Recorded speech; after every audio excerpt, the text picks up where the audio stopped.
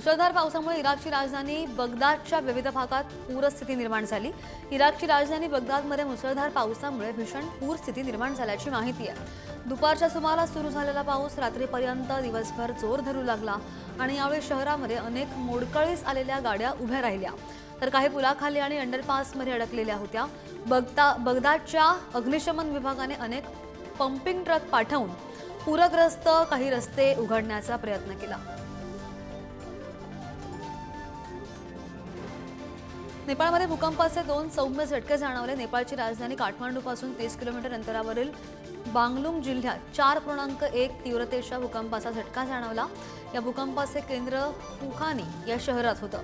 त्यानंतर म्याग्दी जिल्ह्यामध्ये देखील भूकंपाचे धक्के जाणवले। या धक्क्याची तीव्रता देखील 4 रिश्टर स्केल इतकी होती। सुदैवाने यामध्ये कोणतीही जीवितहानी नाही। हे दोनही धक्के पहाटेच्या सुमारास जाणवले। नेपाळच्या राष्ट्रीय भूकंप केंद्राने ही माहिती दिली आहे।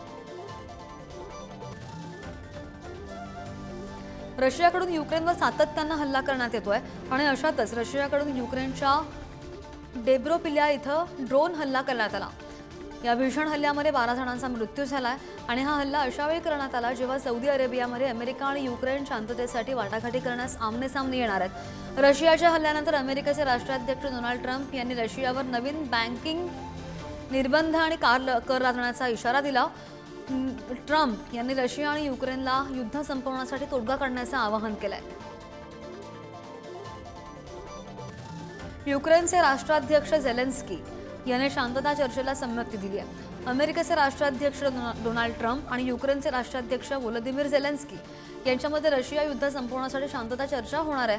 अमेरिका आणि युक्रेन यांच्यामधील पहिली औपचारिक शांतता चर्चा सौदी अरेबियामध्ये होणार आहे आणि यापूर्वी अमेरिकेचे राष्ट्राध्यक्ष डोनाल्ड ट्रम्प आणि झेलेन्स्की यांच्यामध्ये वॉशिंग्टनच्या ओव्हल ऑफिसमध्ये झालेली बैठक अयशस्वी ठरली।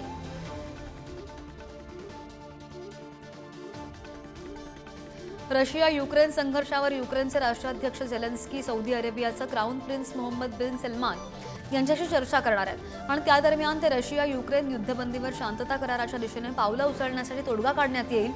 सध्या रशिया युक्रेन संघर्ष दिवसेंदिवस वाढत चाललेला असून रशिया युक्रेनच्या ऊर्जा आणि वायू उत्पादनांवर हल्ले करत आहे आणि त्यामुळे युक्रेनच्या अनेक भागांमध्ये मोठ्या प्रमाणामध्ये नुकसान झालंय।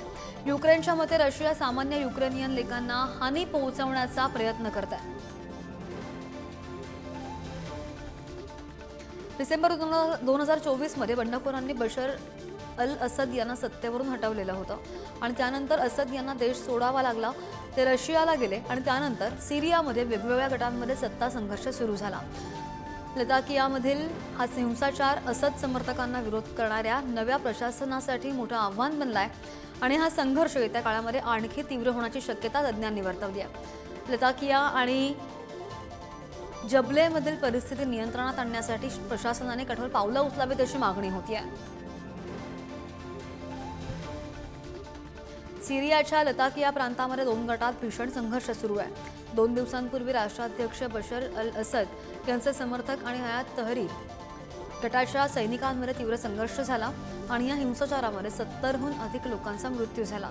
अनेक जण जखमी झाल्याची माहिती आहे। आता पुन्हा एकदा एक धक्कादायक बातमी समोर आली आहे। सिरियाच्या सुरक्षा दलांनी लताकिया प्रांतामध्ये अलावाईटच्या अल्पसंख्याक समुदायाच्या 52 सदस्यांना फाशी दिली आणि त्यामुळे संघर्ष थांबण्याचं नाव घेत नाहीये असं सुद्धा पाहायला मिळत आहे।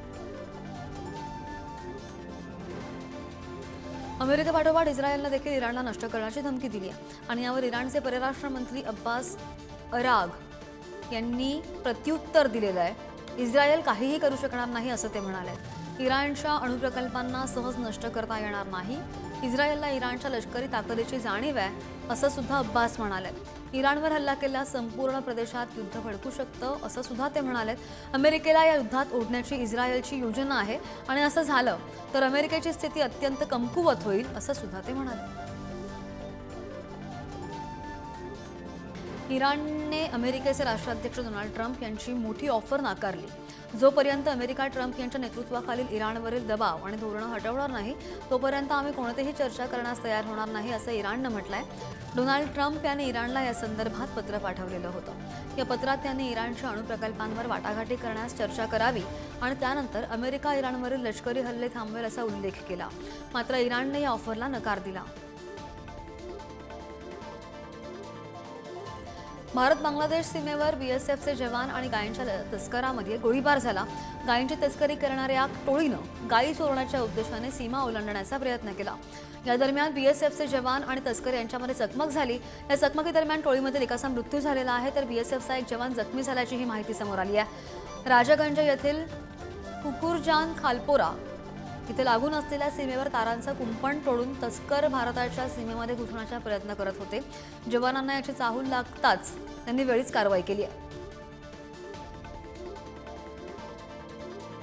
भारताच्या शेजारील दुश्मन राष्ट्रांच्या यादीमध्ये वाढ झालेली आहे आणि या यादीमध्ये आता बांगलादेशचा समावेश झाल्याची माहिती आहे. पाकिस्तानसोबत मैत्री वाढवल्यानंतर आता बांगलादेश चीनसोबत जुळवून घेण्याचा प्रयत्न करते आणि त्यामुळे येत्या काळात भारताच्या परराष्ट्र धोरणामध्ये बांगलादेश डोकेदुखी ठरण्याची शक्यता वर्तवली जाते. 25 फेब्रुवारी ते 6 मार्च या काळामध्ये बांगलादेशाचं 21 सदस्यीय शिष्टमंडळ बीजिंग दौऱ्यावर होतं आणि यावेळी चीनच्या तंत्रज्ञान आणि विकासाबाबत चर्चा करण्यात आली आहे. सर्वात महत्त्वाचं म्हणजे बेल्ट अँड रोड इनिशिएटिव्ह बाबत बांगलादेशच्या शिष्टमंडळाचं ब्रेन वॉश करण्यात आलं.